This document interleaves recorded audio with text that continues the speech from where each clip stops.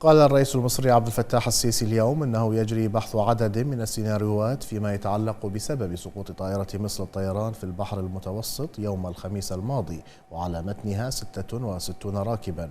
وأشار السيسي كذلك إلى أن التحقيقات قد تستغرق وقتا طويلا، داعيا وسائل الإعلام إلى تحري الدقة وعدم التكهن بأسباب الحادث.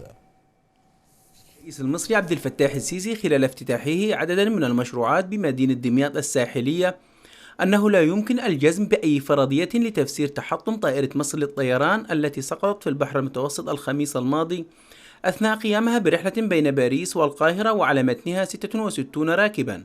الحقيقة تم التعامل مع الأزمة بشكل جيد من مختلف مؤسسات الدولة. تم دفع وحدات بحث وإنقاذ، سواء كان بحث وإنقاذ من القوات الجوية أو بحث وإنقاذ من القوات البحرية إلى الموقع المحتمل لسقوط الطائرة للبحث عن ومحاولة إنقاذ ما يمكن إنقاذه. وده الكلام ده يعني الخبر كان موجود وتم التعامل معه. أنا خدت خبر لسقوط الطائرة الساعة 4 الصبح.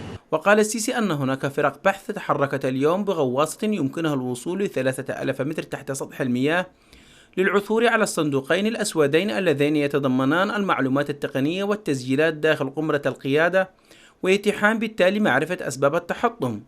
على طول النائب العام تولى إجراءات التحقيق في سقوط الطائرة، وده إجراء لابد من اتخاذه عشان نستكمل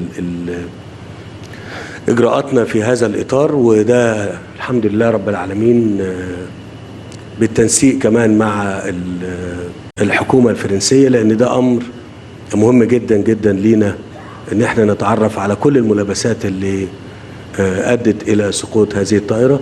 من جانبه قال وزير الطيران المصري المهندس شريف فتحي انه رغم عدم التاكد حاليا من انبعاث دخان داخل الطائره، كما ذكرت باريس اشار الى ان هناك اسباب عده لحدوث دخان في الطائره، ومن الطبيعي ان يخرج الدخان قبل السقوط. وكانت هيئه سلامه الطيران الفرنسيه اعلنت امس ان طائره مصر للطيران التي تحطمت الخميس الماضي في البحر المتوسط وجهت رسائل آلية بانبعاث دخان على متنها قبيل فقدانها وانقطاع بث البيانات.